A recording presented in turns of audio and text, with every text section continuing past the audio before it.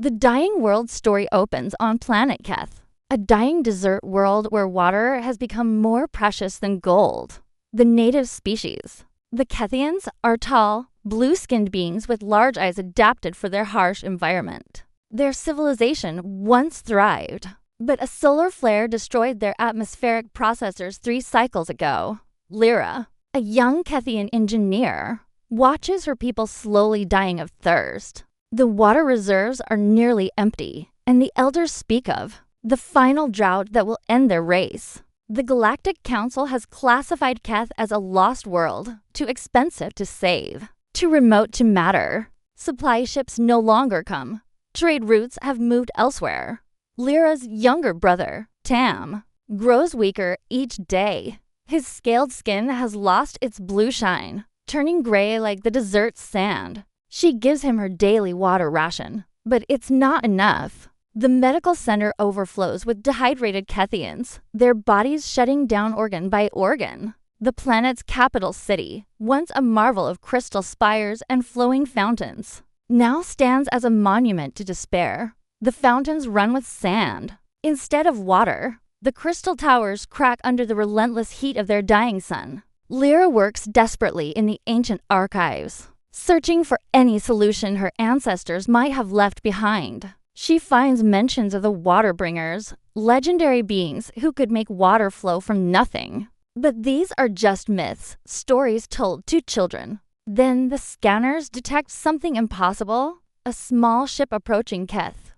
No one comes to Keth anymore. The ship's signature is unknown, from a species not in their databases. As it lands in the city square, raising clouds of dust, the few remaining Kethians gather to watch. A single figure emerges. From the ship, it walks onto legs like a Kethian, but it's smaller, with strange pale skin and hair on its head. It carries no weapons, no trading goods, no visible technology.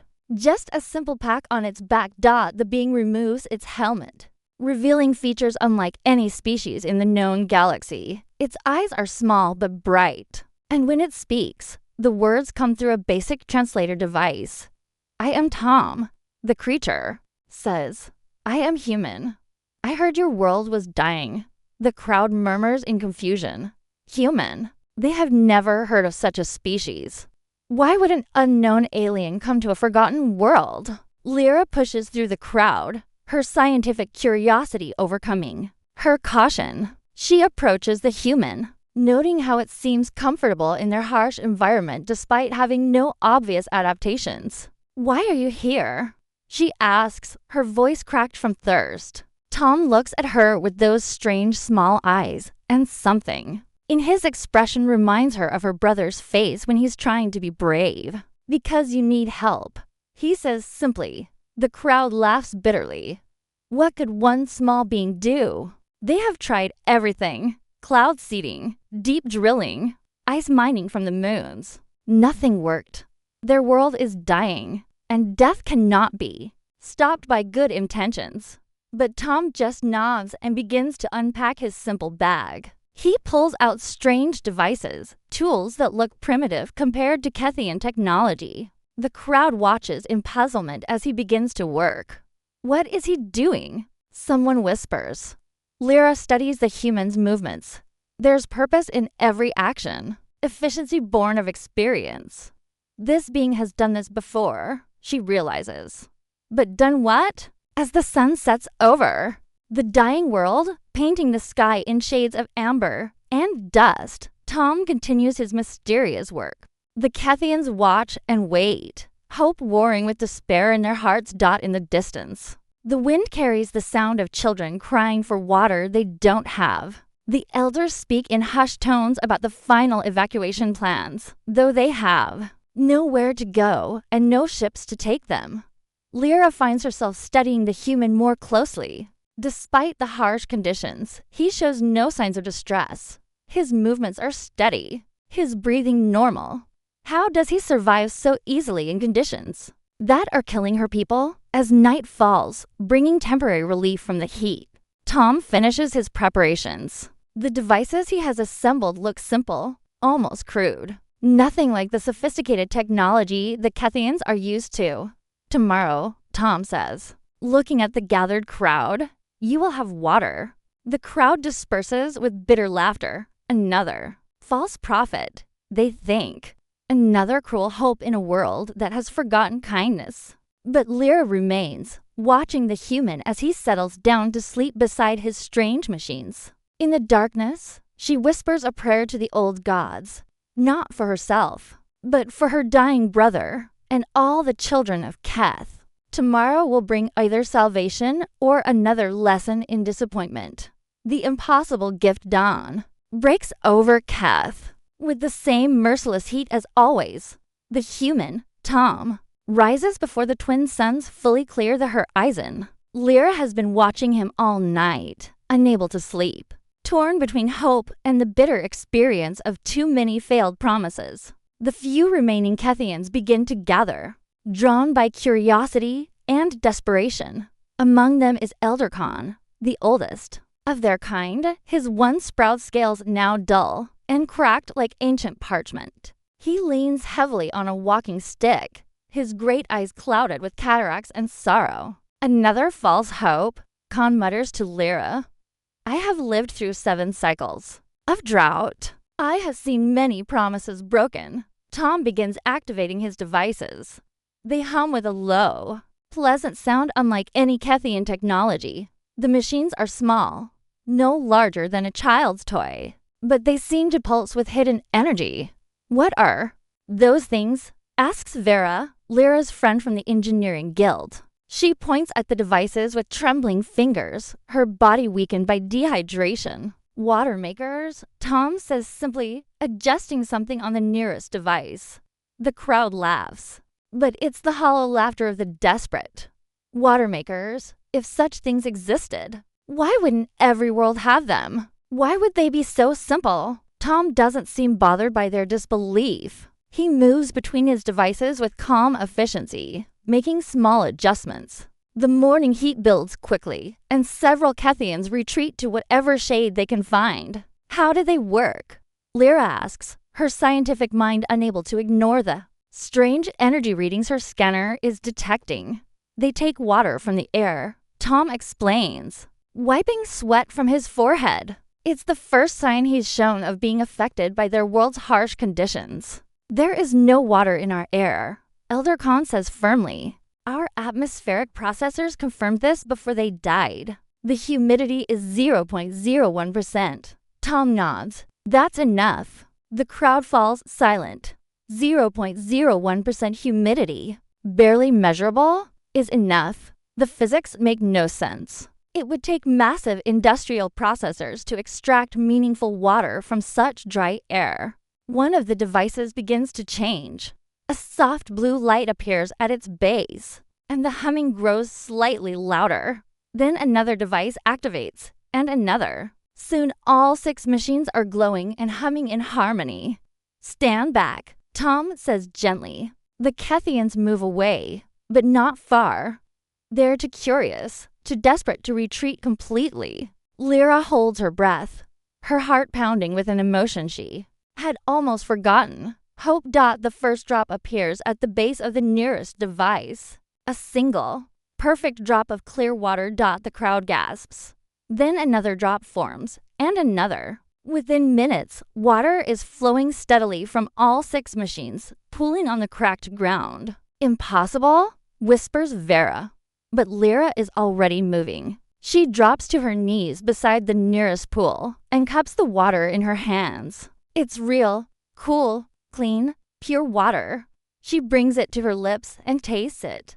No salt, no chemicals, no bitter aftertaste. Just water. It's real, she breathes. The dam of disbelief breaks. Kethians rush forward, cupping water in their hands, drinking deeply for the first time in months. Children cry with joy as parents splash water on their faces. The elderly weep as they feel strength returning to their bodies. Elder Khan approaches slowly, his ancient eyes wide with wonder. Tom helps him kneel beside one of the pools. The old Kethian drinks deeply, his scales beginning to regain their blue luster. How? Khan asks, looking up at Tom with reverence. My people learned to make water from nothing long ago. Tom explains. When we first left our homeworld, we went to planets like this. Dry places. Dead places. We learned to survive. But why? Lyra asks. Why come here? Why help us? What do you want in return? Tom looks puzzled by the question. Nothing. You needed help. The concept seems to confuse the Cathians. In their experience, help always comes with a price. The Galactic Council provides aid in exchange for resources or strategic advantages. Trade partners offer assistance for profit, even among their own people. Favors create debts and obligations. Nothing, Vera repeats. Nothing, Tom confirms. My people have a saying.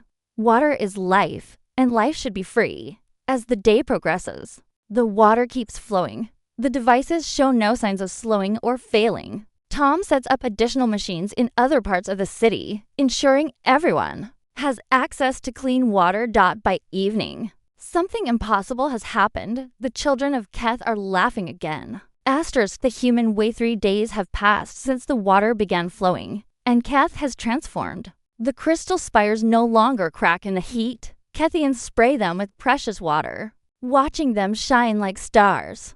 Children play in puddles for the first time in their lives. The medical centers empty as dehydration victims recover. But Lyra notices something troubling. While her people celebrate, Tom grows quieter. She finds him sitting alone beside his water machines, staring at the setting suns. The machines will work without you, she says, settling beside him. You could leave now. Your job is done. Tom shakes his head. Not yet. There's more to do. More? Lyra looks around at the rejuvenated city. You've saved us. What more could there be? Tom points to the horizon, where the great desert stretches endlessly. Other settlements. Other Cathians. Lyra's blood chills. She had been so focused on their city's salvation that she forgot about the scattered communities. Across Keth, nomad, tribes, mining colonies, research stations, all dying of thirst in the wasteland. There are millions of them, she whispers, across 3 continents. Then we have work to do, Tom says simply. Lyra stares at him. You want me to come with you? I need someone who knows this world. Someone who can speak. To your people, Tom meets her eyes. Someone I can trust. The next morning, they set out in Tom's small ship. The vessel is as humble as its owner.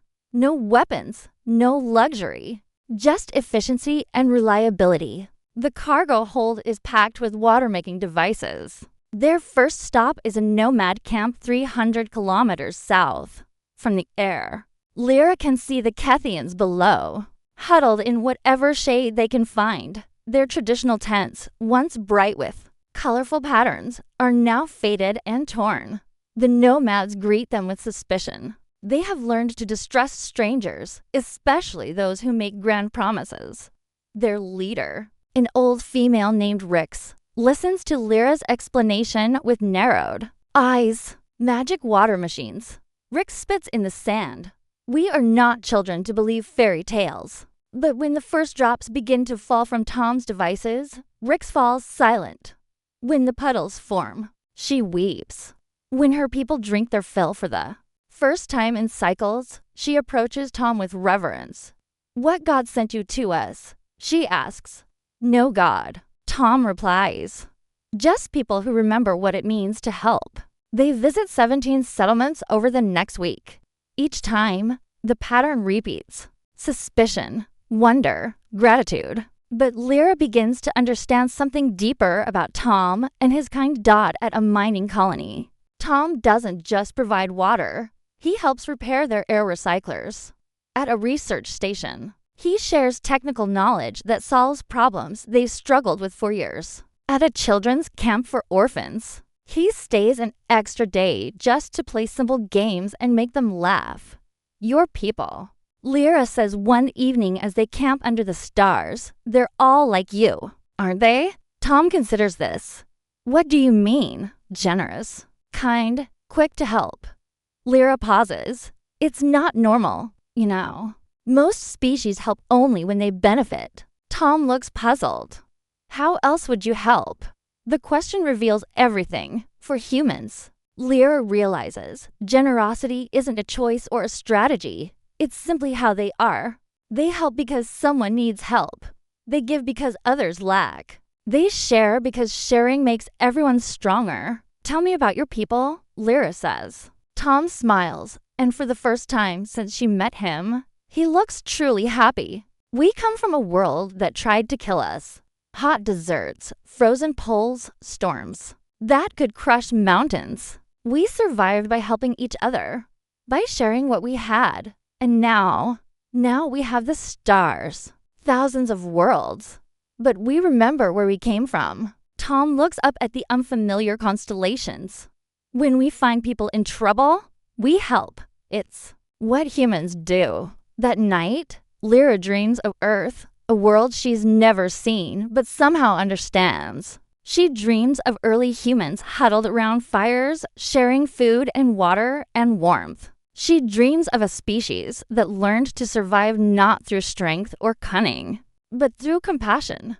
When she wakes, she finds Tom already preparing the day's supplies. More settlements await, more people who need help.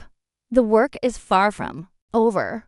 But for the first time since the drought began, Lyra believes it will end. Not through technology or politics or trade agreements, but through something far more powerful, the simple human conviction that everyone deserves to live. The ripple effect while months have passed since Tom first landed on Keth. The transformation is beyond anything Lyra could have imagined.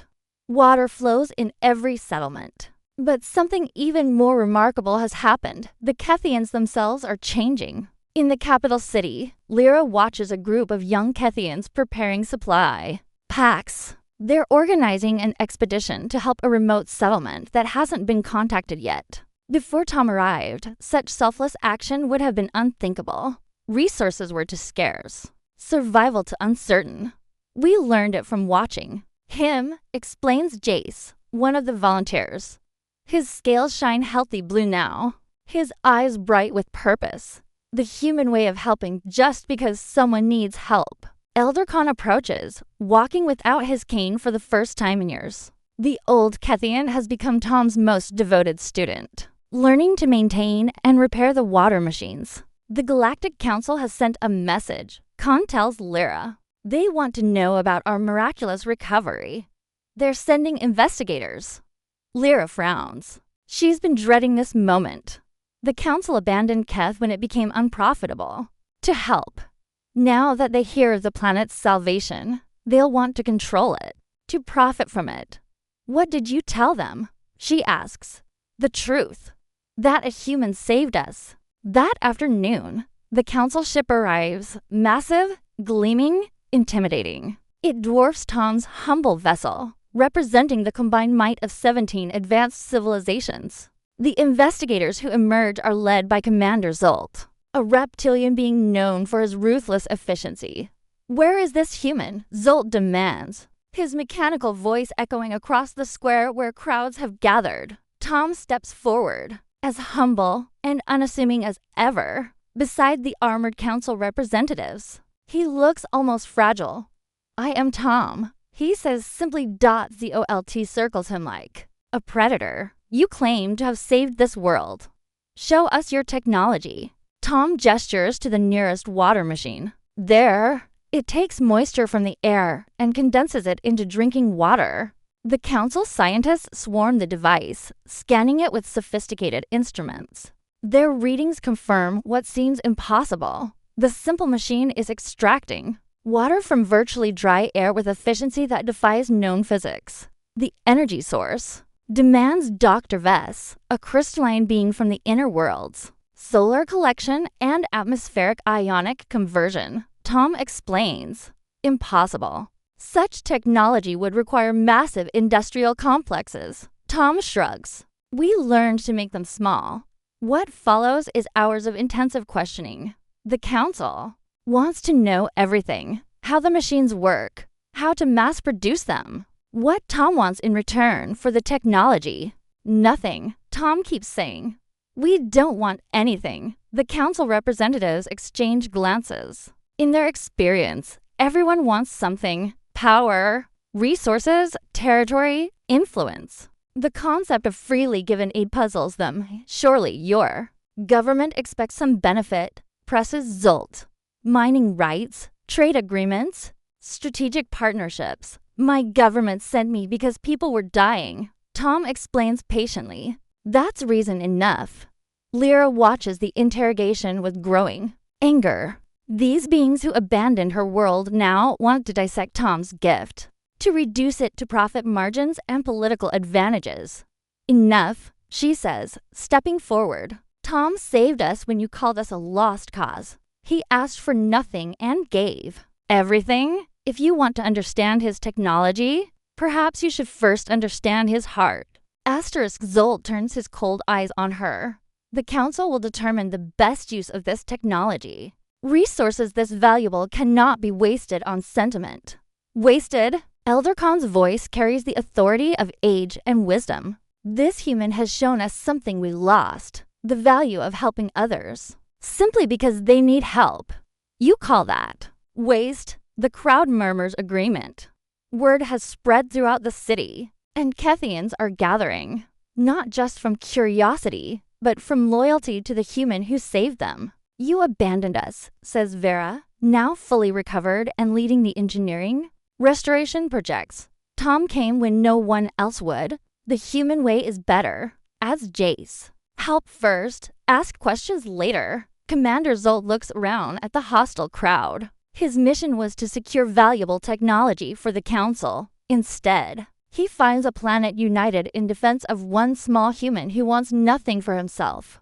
Will be watching, Zolt warns as he prepares to leave. Technology this valuable cannot remain uncontrolled. After the council ship departs, Tom seems thoughtful. They'll be back, he tells Lyra. Will you stay? Tom smiles. For now. But there are other worlds, other people who need help. He looks at the Kethians around them, healthy and strong, and filled with new purpose. Besides, I think you're ready to help yourselves now. That evening, as the twin suns set over a world reborn, Lyra realizes Tom's greatest gift wasn't water. It was hope, and the understanding that sometimes helping others is reason enough for anything. The Legacy 6 months later, Lyra stands in the newly built Council of Worlds Assembly Hall on Kath. The planet that was once considered a lost, cause now hosts the most important diplomatic gathering in centuries. Representatives from across the galaxy have come to witness something unprecedented: the signing of the humanitarian accords. Tom sits quietly in the observer section, looking uncomfortable with the attention. He's tried to leave Keth several times, but each attempt has been delayed by new crises that require his help. Not on Keth. The planet thrives now, but on dozens of other worlds that have heard the story and begged for assistance. The human doctrine, Elder Khan is saying from the podium, has shown us a new way of thinking about interstellar relations. Help given freely, without expectation of return, creates bonds stronger than any trade agreement. The assembly buzzes with discussion. The Galactic Council, embarrassed by their initial abandonment of Keth, has been forced to reassess their policies. 3 member worlds have already withdrawn from the council, choosing instead to follow the human way of offering aid based on need rather than profit. Commander Zolt rises from the council section. While we appreciate the sentiment, he says, coldly, practical governance requires practical policies. Resources are finite. Choices must be made. Resources are finite, agrees Lyra, taking her place at the speaker's podium. But human kindness is not. She activates a holographic display showing star charts. Red dots mark worlds in crisis: drought, famine, war, ecological collapse. There are hundreds of them. Tom is one human from one world. Lyra continues. But in 6 months, he has inspired movements on 47 planets. Kethians are now helping the water-scarce moons of Rigel. The Andromedans are sharing their atmospheric processors with dying worlds. The Centauri Federation has opened their technology vaults to anyone who asks. The display changes, showing the same star chart with green dots appearing. Worlds helping other worlds. Aid flowing freely across space. This is what happens when you help without asking for payment, Lyra says. It spreads. A new voice joins the debate. Captain Maria Santos of the human exploration vessel Esperanza. She's one of 12 humans who have arrived in the past month, following reports of Tom's work. My government has authorized me to share our water reclamation technology with any world that needs it, Santos announces. No strings attached. No payment required. The assembly erupts in shocked murmurs. Such an offer is worth trillions of credits. Why? Demands Zolt.